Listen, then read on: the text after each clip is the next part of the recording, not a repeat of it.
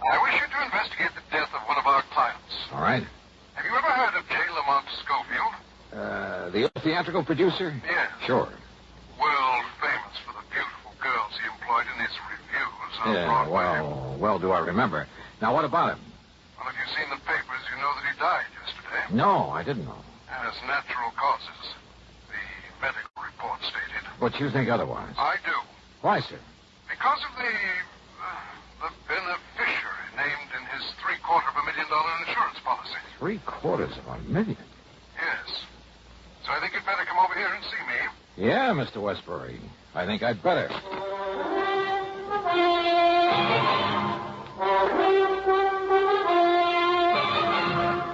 Bob Bailey in the exciting adventures of the man with the action-packed expense account, America's fabulous freelance insurance investigator. Yours truly, Johnny Dollar.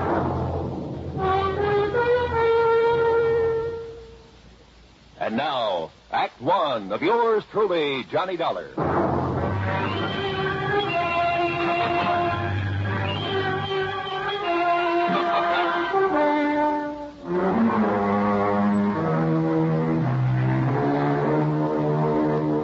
Expense account submitted by Special Investigator Johnny Dollar to the Worldwide Mutual Insurance Company, Home Office, Hartford, Connecticut. Following is an account of expenses incurred during my investigation of the Noxious needle matter.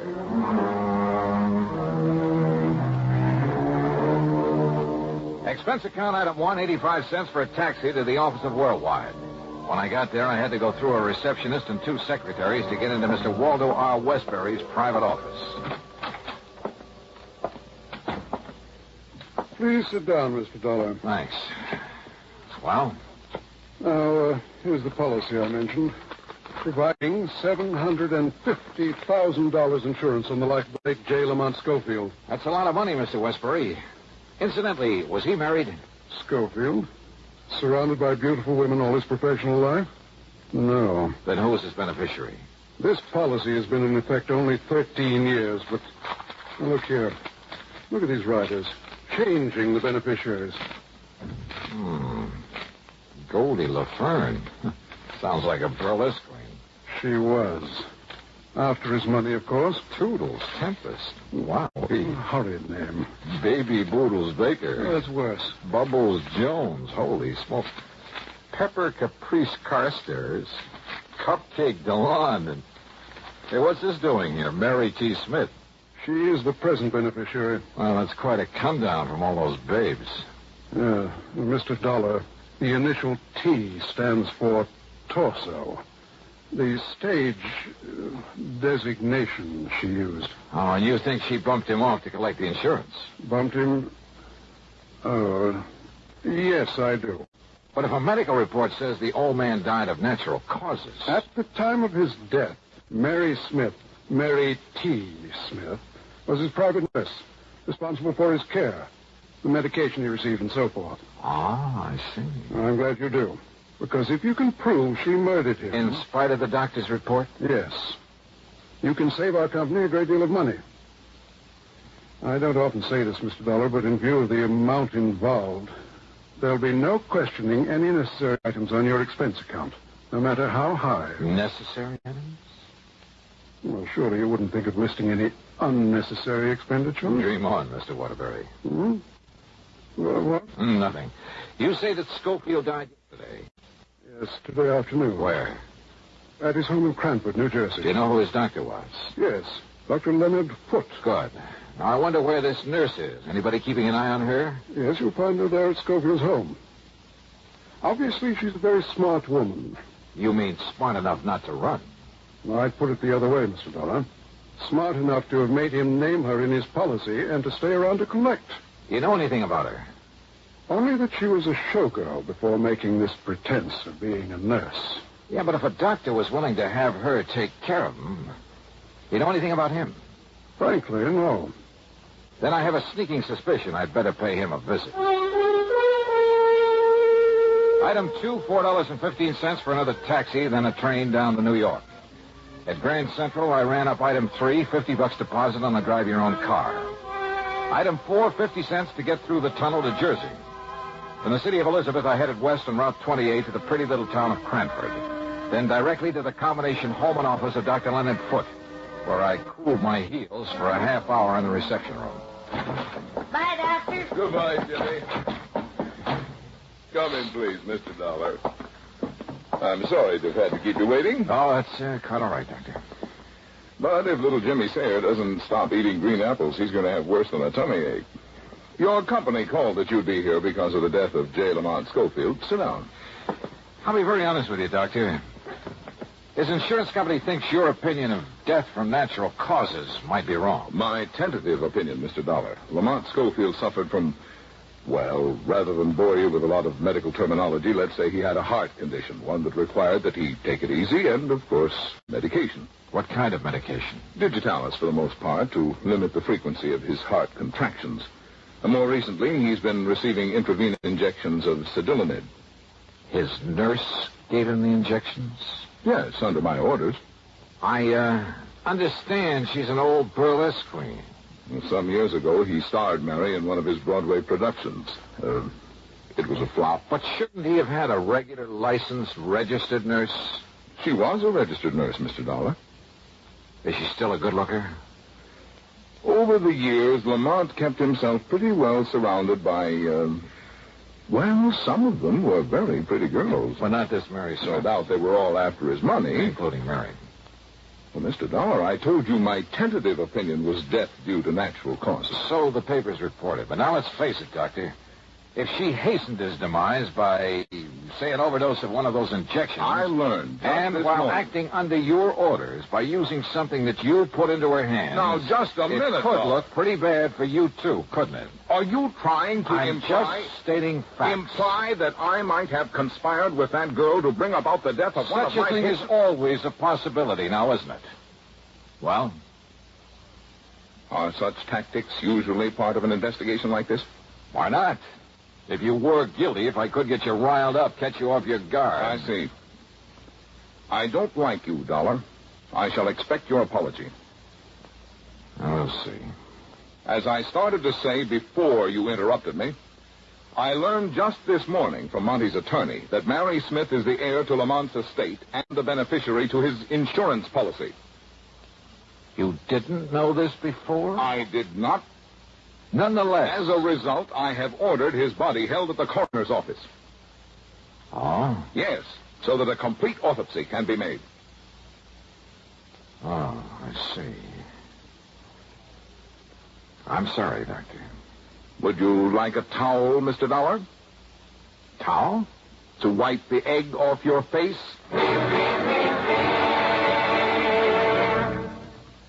Act 2 of yours truly, Johnny Dollar, in a moment. And now, Act 2 of yours truly, Johnny Dollar, and the Noxious Needle Matter.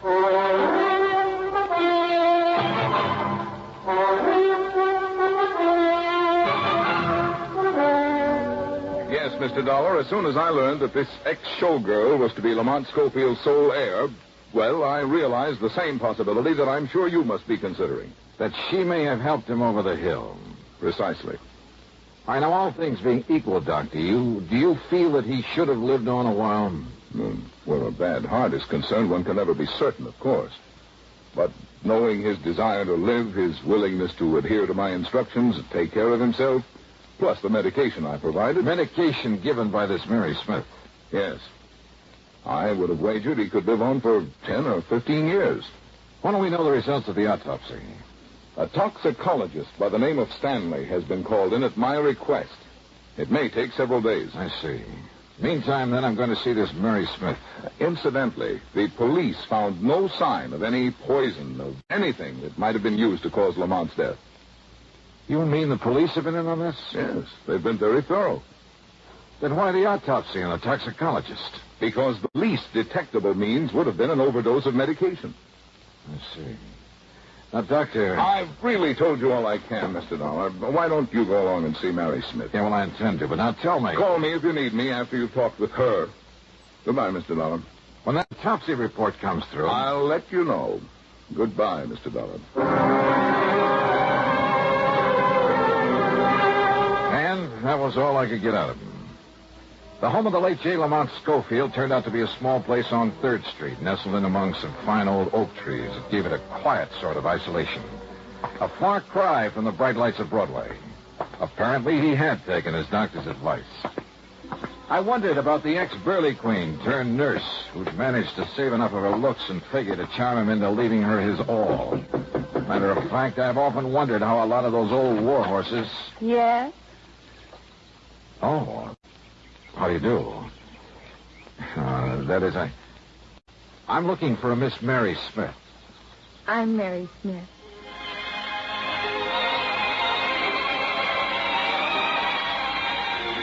Old warhorse. Believe me, I'd guess wrong. Because when it comes to describing Mary Smith, well, there's only one word that does justice to her. Wow. She was in her mid-20s, tall, blonde, and beautiful. Yeah, she looked as though she'd just stepped out of Charles of the Ritz. And I say it again. Wow. Don't just stand there. Who are you? Oh, Johnny Dollar. I'm an insurance investigator. Oh, gee, I've heard of you, Johnny.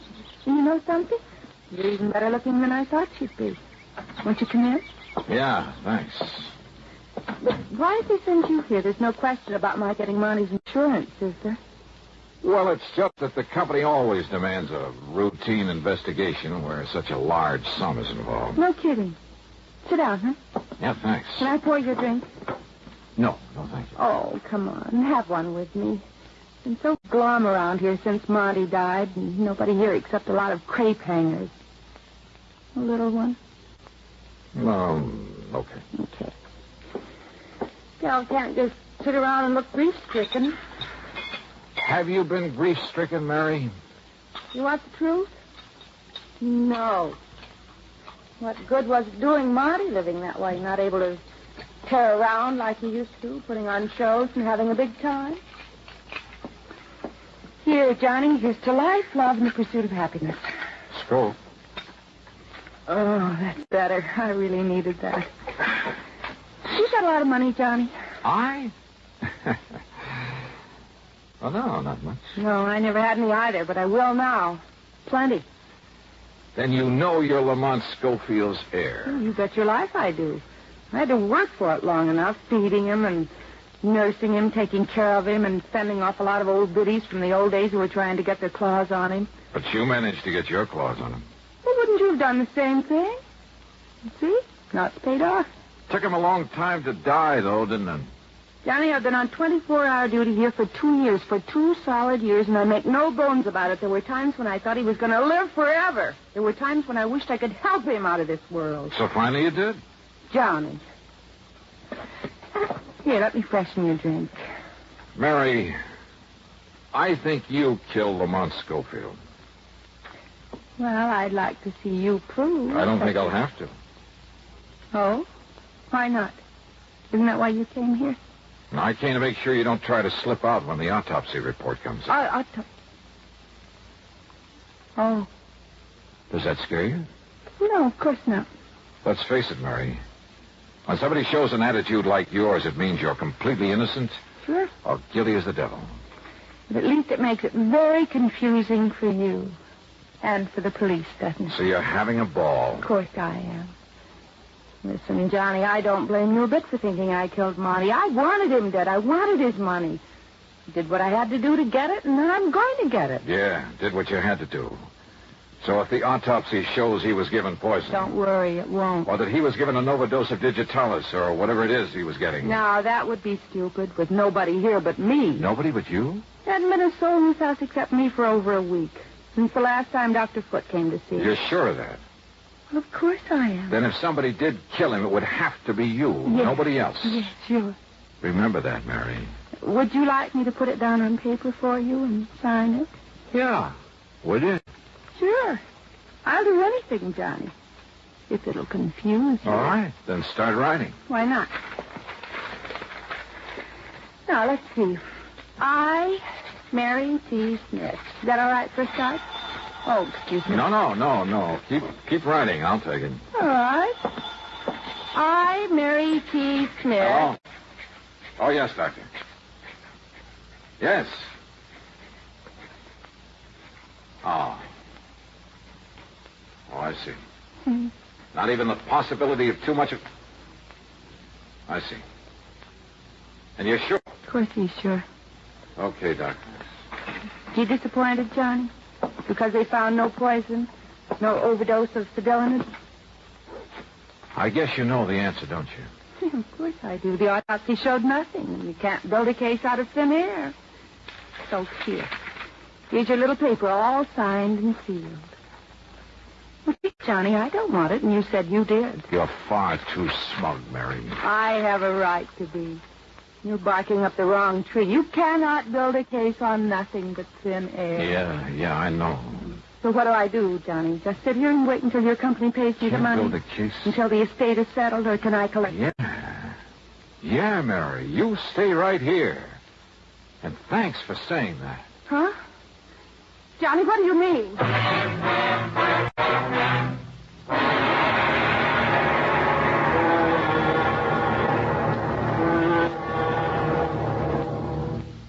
Act 3 of yours truly, Johnny Dollar, in a moment.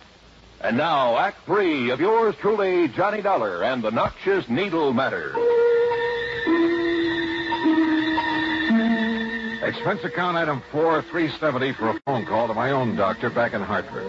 A man very much interested in criminal medicine. I asked him about a couple of ideas I suddenly had for committing the so-called perfect crime. I got some enlightening answers. Then hung up and drove into the coroner's office. I told you over the phone, Dollar, we found nothing to indicate... Yes, excuse me, Dr. Foote. You're the toxicologist who did the autopsy, Dr. Stanley? Yes, Mr. Dollar. And as Dr. Foote told Listen, could Lamont Schofield possibly have died of an embolus in the brain, maybe? Well, yes, I suppose so. Can you find out by further examination? Well, of course. Then go to it. What is this, Dollar? Are you trying to play doctor now? I told you in the beginning I don't like your tactics, and I like them.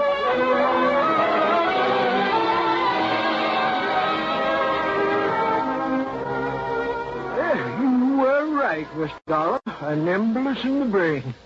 Though what should have led you to suspect... All right, now listen. I don't know where the equipment is that Mary Smith used to give the medication to Mr. Schofield. I have it all here, Dollar. The remains of the bottle of sedalinid that I prescribed, the hypodermic with which he administered, all in this kit. Which needle did you use, Dr. Foote? The small one, of course. He only received 2 cc's. What are these others, this big one? Simply part of the set. Only the smaller one ever had anything in it. We checked. The others never contained anything more substantial than air. That's right. Air. What? Mr. Dollar. Yes, Dr. Stanley. 30, 40, 50 cc's of air, plain air, injected into a vein? Yes, of course it would cause an embolus. And if you were to find traces, microscopic traces of the flesh of Lamont Schofield in that hypo that contained nothing but air... Yes, of course. I'll go to work on it immediately. If he does find traces of dermal tissue on that needle, I can't believe it. A case built on nothing but thin air. Yeah. And the ironic part of it is, the tip-off came from Mary T. Smith.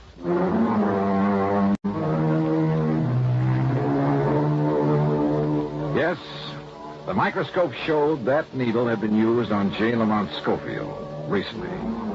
Pretty slim evidence, I know. But when Mary was faced with it, well, I'm still not quite sure why. Maybe we scared her.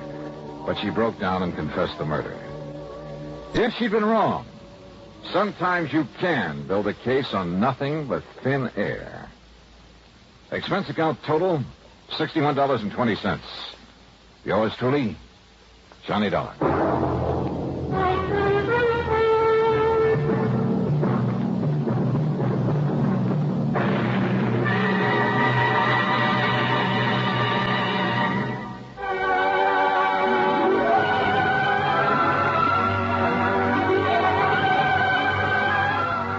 Truly, Johnny Dollar, starring Bob Bailey, originates in Hollywood and is written, produced, and directed by Jack Johnstone. Heard in our cast were Virginia Gregg, Bartlett Robinson, Marvin Miller, and Junius Matthews.